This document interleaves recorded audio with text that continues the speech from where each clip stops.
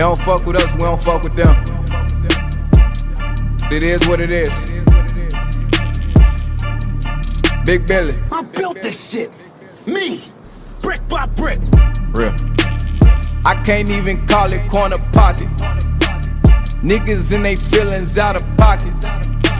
Smith and Wesson on me, Dallas Cowboy. And I'm with my dog. Down boy. Welcome back, everybody. Welcome back. It's All Takes No Breaks, episode 12. It's Geno Dova here, just to reintroduce ourselves. I got Geno Dova with me. Yes, sir. We starting it off real quick with just a little shout out to our own personal draft, man. It's this weekend, a Saturday. It's gonna be some day drinking vibes. It's gonna Shout out to Easy Money, everybody that's in the whole gang: Max, Nelson, Nando, Nate, Dale, Pete. Who else is in there? I forget. Henry, PT. I'm forgetting somebody. Who else? Me and you. That's probably about it. Yeah. Shout out to those guys though. Gonna be hell of a draft. Oh yeah, Carlson. Shout out Carlson too. Hell of a draft this weekend coming up though, man. Yeah, it's just gonna be pretty much the equivalent of Bible study on a Saturday afternoon, and just doing our thing. You know what I'm saying? So it should be fun. We got our draft order set. We got our division set. So shout out! I already got a draft under my belt. I already was in the war room once. It went smooth. I would like to say it went smooth. Yeah. Well, yeah. Let's kick this off. We're gonna do our first segment. It's gonna be who we believe is going to be from worst to first. The Bengals did a beautiful job of doing it the year prior, and they did. There's some new contenders in town that are trying to bounce back like cook crack, so to speak. Yes, so sir. Why don't you go kick that off? All right, yeah. So I'm glad you mentioned the Bengals because they are one of the few teams that have done it over the last few years. But it has a good chance of happening. I'm gonna take my pick, and I'm gonna go to the AFC West, and I'm gonna choose the Denver Broncos. Now, if we look at the last few teams that have done it, the common denominator is 9 times out of 10, new quarterback and new head coach, which makes them a bit mysterious. And fortunately for the Broncos, they have both of those things. They have Russell Wilson, two-time Super Bowl attendee, one-time winner, who's still at the height of his powers. I mean, he gets a lot of slander, man. I'm not sure why, but the man's consistently consistent, if that makes any sense. The head coach does worry me a little bit. Wait, no, it's not Fangio anymore. Who's their head coach over there now?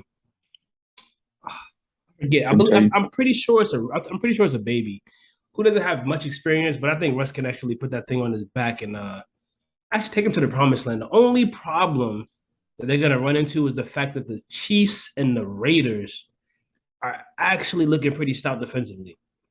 But that's not saying much because the Broncos are as well. You know, but they're not coached by Fangio. But I just believe Russell Wilson's going to bring them that little bit of extra juice they've been missing. They've been quote unquote a quarterback away for a few years now, and they got the quarterback. I mean, that's the best available option out there, I believe. Yeah. And I just think they can take that next step, man. They got the pass catchers, Judy, my boy KJ Hamler from Penn State. Sutton, Tim Patrick, man, RIP, man, tore an ACL. But if he didn't get hurt, they had a nice little core. I mean, I believe, Noah Fant's over there playing tight end. That line is still stout on both sides of the ball. So I think Fant's somewhere else, right? Did he go? If he did bounce, correct me if I'm wrong. My bad. I forgot I think he bounced. I think he was out of town. I don't know where he went though, but actually, surprisingly enough, I think he went to Seattle, if I'm not mistaken. He was part of the trade. Duh. Yeah, he was. You're correct. But regardless, and I can't forget about the two-headed monster they got at running back, man, and Javonte and Melvin Gordon. So, I mean, if you let Russ cook, long enough, that people are gonna fall asleep trying to stop that passing game, and then those two battering rams are gonna come beat your door down. So, yeah. And plus, bro, Russell Wilson has that, behind the scenes commercial like Broncos Nation. Let's ride. Everybody's first of all, that's the corniest shit I've ever seen in my life. Everyone started copying that. You seen all the quarterbacks like TikTok popped off with it. Everyone be like, Gamecock Nation, let's ride. I seen it. Corny as hell. This is funny. Russell Wilson off the scenes is a very corny guy. But he's that guy, though. Exactly. But you didn't think about it. Most of the guys in the league, I mean, the good quarterbacks, majority of them pretty corny. Can't lie. Not much swag to them. I mean, who's the swaggiest guy? Honestly, I'll go as far as saying Joe Burrow's the swaggiest QB out there. What's up? What you got? I can agree with that. Yeah, I mean, it's not much. Jalen Hurts probably pretty flashy My himself. boy Though. is swaggy, but I can't give him the nod over Joe B. Joe Cool dude he took it to the Yeah, he Super does. Bowl. He has a different swagger to him. Yeah, So man, yeah, he just but everything's so no, smooth. I do. But I agree with you on that situation. I think the Broncos defense is always something to be talked about. And then Yeah, adding Russell Wilson, you got Jerry Judy bouncing back, or yeah, is going to be have a bounce back year. Cortland Sutton's healthy. You got the two-headed monster that you talked about. I think if Russell Wilson can play football like we know Russell Wilson can like play he football, can. then I think we got something to talk about here for the Broncos. Yeah, I mean, Yeah. I think they can do it, man. But they just got to get through the Chiefs and the Raiders. The Chiefs are the team to beat. The Raiders are up and coming. But I think Russ. I think don't sleep on them. Don't sleep on that squad, man. They got all the pieces. They just got to put it together. Okay. And on top of that, they got a fourth place schedule. So I mean, they're playing weaker teams than the other four. So I mean, that's they have a really good shot. And I don't know. I believe in it. Who you got though? What you thinking? I'm gonna go with the Panthers, Carolina Panthers.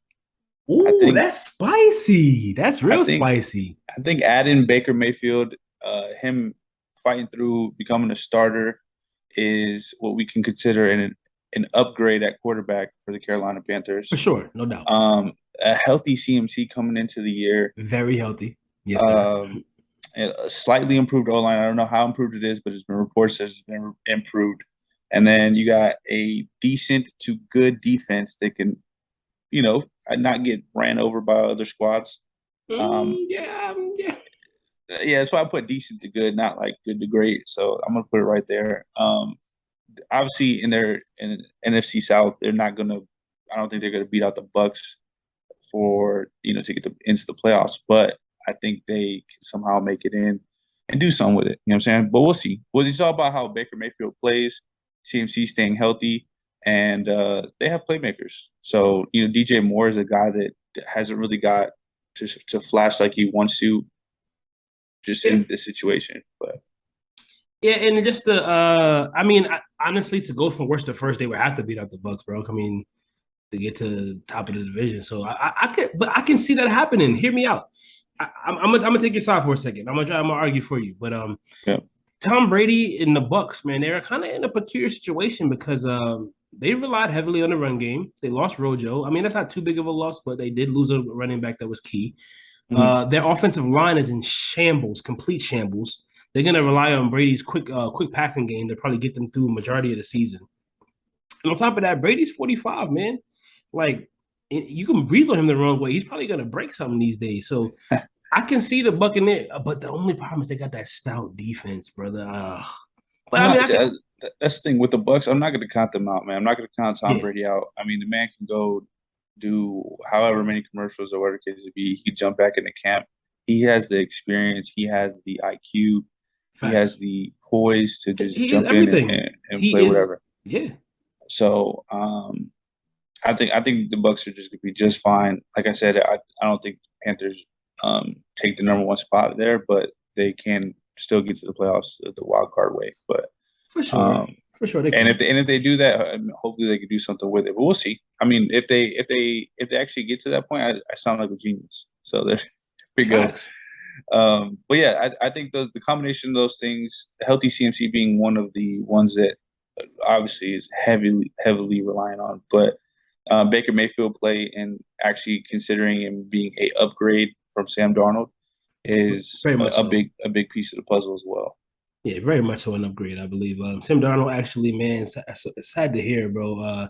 My guy actually suffered a high ankle sprain in the last preseason game of the preseason. So he's probably gonna miss about 2 months, which kind of sucks. But Yeah, he it wasn't gonna does play suck. much anyway. Yeah, so saying it does suck. Maybe if he was named the starter or whatever, but he wasn't. So they already knew Baker Mayfield was going to be the guy.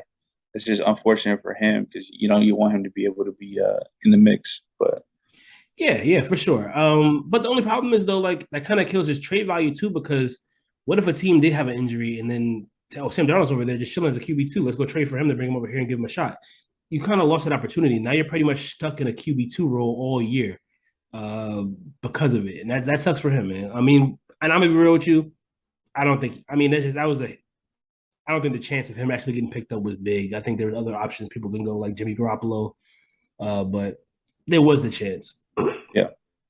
Yeah, man. Oh yeah, those are two good. Those are two good picks right there. Next segment we're gonna roll right into is running back committees that have value in fantasy football. This is more of a fantasy football topic, and this is like when you're drafted and you're looking like, oh, they're doing a running back by committee. Are there committees out there that we can still grasp some value from? And the answer to that question is yes. Oh yeah, for sure. What is what's your pick for that? All right, so I'm gonna go ahead and start with those cheeseheads up north, those Green Bay Packers. Man, they have two studs in the backfield with two completely different styles of play, who both get a lot of action on a week by week basis. So a lot of people like to draft in fantasy football, when you get an RB1 or a strong running back, you like to draft their handcuff just in case injury or something like that. But me personally, you can almost draft these two guys, AJ Dillon and Aaron Jones, and play them together on a weekly basis, in my eyes. So I say this because the Packers took a couple hits this offseason. They lost Devontae Adams, who was their leading receiver. I mean, the best receiver in the league. They lost MVS, who was their third leading receiver, and their tight end Robert Tonyan, who had a pretty big chunk of the passing game, is actually still nursing an injury. So to start the year, they're gonna be hurting. They'll have Sammy Watkins and rookie Christian Watson. But outside of that, man, all they got left after that in the offensively from last year translating into this year is Aaron Jones and AJ Dillon. And Aaron Jones, there's nobody who has more red zone targets, touches, period, anything in the league outside of him. And then AJ Dillon's just that battering ram who's good in short distance and he can run between the tackles like no other. And Green Bay has a pretty stout offensive line. I believe David Bakhtiari, how you say his name? Bakari or Bakhtari? The left tackle? Bakhtiari, yeah. He's coming back from injury pretty soon, so that's going to bolster the running game some more. So I don't know, man. I think this two-headed monster they got can actually be pretty beneficial either way. I can see AJ Dillon getting about 10 to 15 points, and that's a good – I mean, for your flex option, you can't beat that. And Aaron Jones is still going to get you his 15 to 20 touches a game. So those two guys are like – I think, in my opinion, the best tandem in the league as far as fantasy scoring wise. So, yeah, man, I would take them both if I could. Yeah, I would say I have to agree. I think that's the hot topic. The hot topic as far as the duos go, I think it's AJ Dillon and Aaron Jones, just because all the talks about how AJ Dillon got more involved with the offense at the end of the year last year, and like you said, Devontae Adams bouncing. I heard that they're treating him like a true 1A, 1B type of running backs where they'll both be on the field a lot, which is very attractive for people to say, oh, well, they're both going to be getting work. And let's talk about this for a second. It's kind of I didn't mention this, though, but we look at Aaron Jones as being more of a pass-catching back because of the big frame and the big body that A.J. Dillon has. Mm-hmm. However, last season, AJ Dillon was targeted 37 times. And you guess how many of those passes he caught, bro? I'm assuming it's a high number. Oh, 30 plus. 34 of them, bro. Man, 34? 34 of 37. Nice. Insane. Yeah, that's attractive. Very attractive. So, I mean, we know who Aaron Jones is, and we know who AJ Dillon can be if given the opportunities, and they both will be given them early and often. So, yeah, man, it's just, if you can grab one of those guys up, they'll probably take you to the chip.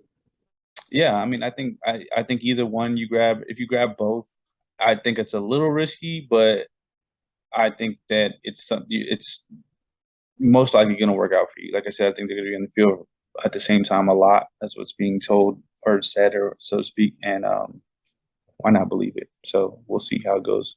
For sure. I mean, I still think Aaron Jones over Dillon. Obviously, I think the ADP saying all that, but also I think talent wise, is correct. Aaron Jones, yeah. Yeah, I think they're a popular one on the in the draft boards right now. The Dillon's going pretty high for being an RB2. Factual. RB2 in theory, right? Yeah. So yeah, mine's a very similar 1-2 punch, I guess you would say, and it's on the Cleveland Browns. You got Nick Chubb and Kareem Hunt.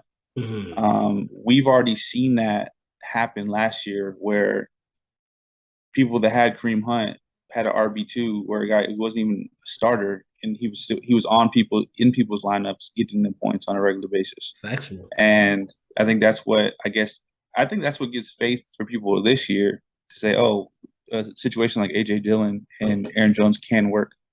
But yeah, so I did some comparisons just out of curiosity, like, well, what was it? Rushing yards, obviously Chubb over Hunt by enormous amounts. Yeah, it was crazy. However, they evened up in receiving. All right, receiving yards are just about even. And then the touchdowns, actually, this is rushing touchdowns. You had eight for Chubb, 5 for Hunt. But as an RB2, I mean, he almost matched Chubb's touchdown production. Right. Which goes up and down, and that's a situational game kind of stuff, right? But with the margin of 3, I think that's something you can hang your hat on where you say, oh, 5 Kareem Hunt. Exactly. You know, he's going to get some touchdowns. Let's talk about this too, though. 8 and 5 touchdowns is good and everything, but they both dealt with some injuries and missed some time. So the possibility if they stay healthy, they both can boost that number. So yeah.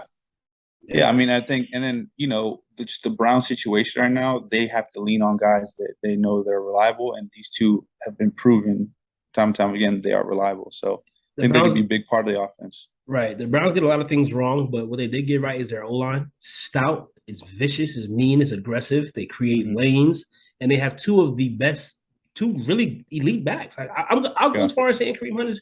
You got to remember, the guy was a first-round pick before he messed up and kicked that chick. So he's really uber talented. He could be RB1 on many rosters.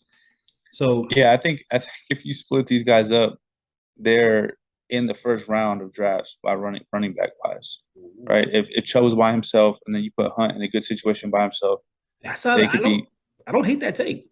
I don't hate that take. They would be in the top 10. People would be drafting for sure, especially Chubb. If you moved Hunt out of the situation, Chubb goes right up. The only problem with Chubb is, man, it's just PPR, bro. Again, he's like a Derrick Henry type, like. But he does that. I know, and I have to give him his flowers, bro. Even though you don't get the receptions, you still put up numbers, and I love it. I love to see it. I would be interested to see if that ever happens, where Kareem Hunt does move on. Oh yeah, it has to.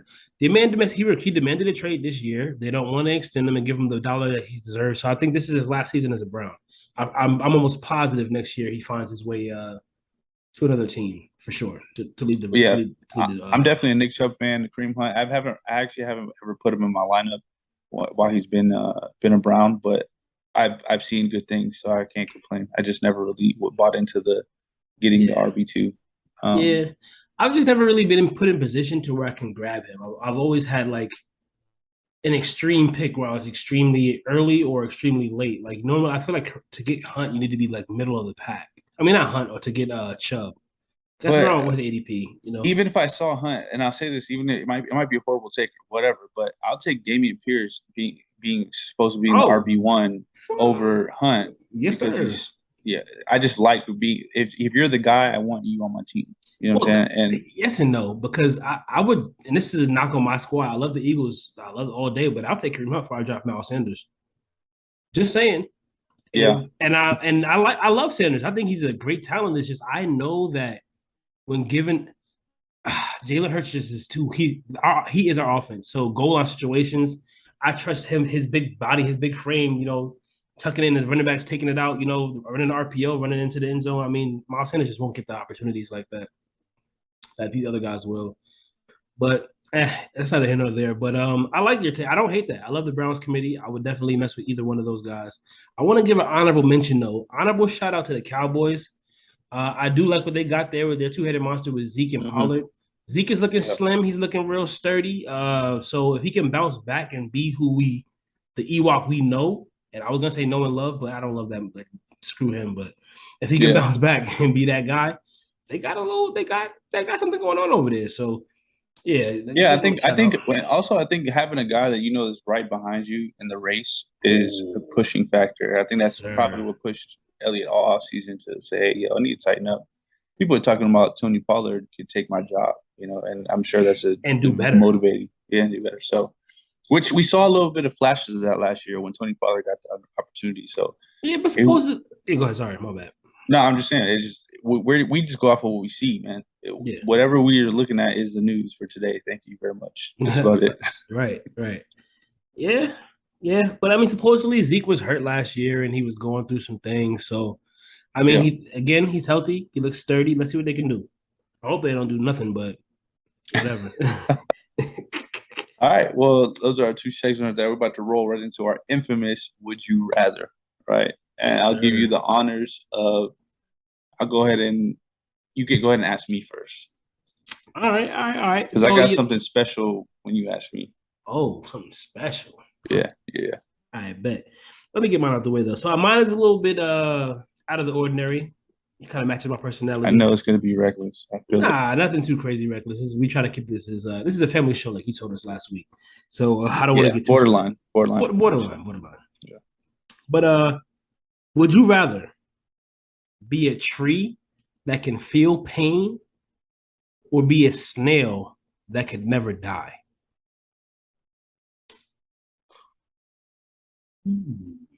I'd rather be a snail that can never die. Why is that? Bro, a tree that can feel pain is just an L. First of all, you just sit there and you don't get to do a damn thing.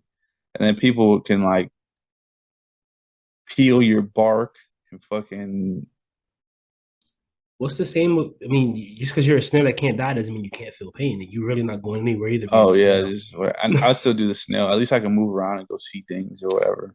It's what, bro? Trees are huge. You can see everything, and you're in nature. Tree, you do zero. You do zero as a tree. Snails ain't doing much, bro. They're not, but at least I can move, bro. I can move from one side of the sidewalk to the other if I wanted to. The tree, bro, you're just stuck there, done nothing. I'm gonna tell you why I'm gonna be a tree. One, trees don't die either. They pretty much live forever unless you cut it down. If you get, and that's like, well, I didn't really put a disclaimer on it. I'm just assuming I'm some kind of like big oak tree in the middle of the forest. Yeah, imagine a chainsaw just ripping through that. Oh, come on. Come on. I'm just saying, bro. That lumberjack walks up to you and you're like, oh shit. It's a wrap. Well, true, bro. But like, what if your snails might just put you in a jar? Now you're cooked. Like you. Yeah, I mean, your defense mechanisms as a snail is 0 to none. So and there's L's either way. But however, but look, as a tree, you're in the middle of nature, bro. You get to see things grow and come about. You get to see so much beauty. As a snail, yeah, I'd have to be like in a national forest, like a guarded national forest where they can't cook up, you know. I'm just thinking the best case scenario, bro. I mean, the best case scenario, as a snail, you're a snail and you just don't die. I just don't think that you can spruce that up at all. That's just me. I don't know. Yeah, this is super L, bro. Like, yeah. It's an L either way, really. That's lose right for me. It's lose. Yeah, man. All right, so mine's kind of a lose as well. Would you rather eat a ghost pepper or eat 5 jalapenos? Ooh, I'm gonna be real. I love spicy food. Mm-hmm. Probably gonna eat the ghost pepper. Just get it over with. Go straight. Just to get it over with. Hold my nose and just like throw that thing back. Pause. I think I'll do the same thing. The one ghost pepper, get rid of it. And yeah, bro, like you're not about to torture me. Screw that. Yeah, bro. But 5 jalapenos. But you could actually, I think I could actually smash 5 jalapenos. And be like, all right, fine, cool, whatever. But it's not enjoyable. Like that's a no. Super It's like it's not enjoyable. And if they're fresh too, oof. So the special thing I had about this one is it's funny that you say that you like have a ghost pepper and you're about to eat it. Let's find out. No, that'd be wild. Imagine me, bro, just on camera right now. Yeah, people watch it. People watch suicide. But you're on the right track. I think I have a challenge for us to do. Oh, on camera. What's up? And this would replace, or we could add it on to the end on our Would You Rather segment. But I challenge us to do on camera the 1 chip challenge. Bro, see, here you go. And then when we do the 1 chip challenge, right, we got the glass of milk or water, whatever, and whoever takes the drink first takes the L.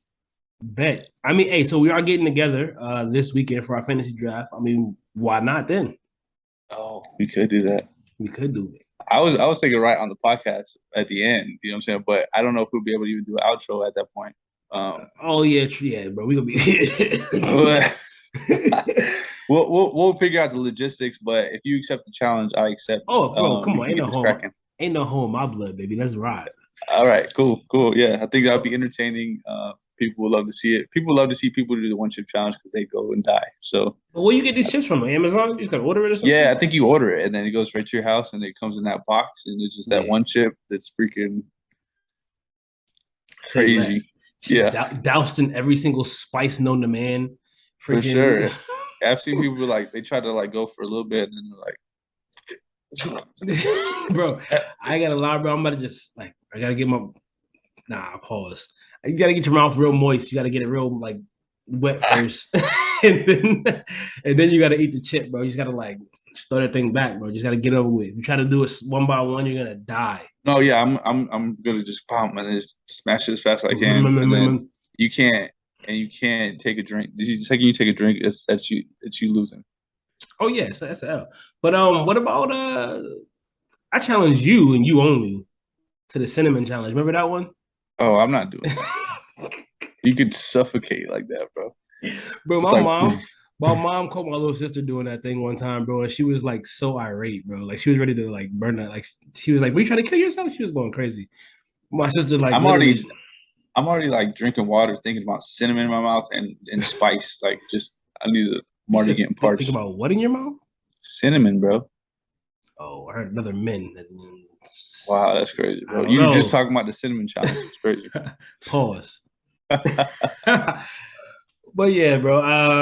I'm with it though. I'm with it. I'm definitely all right, down. We'll get it cracking. Maybe so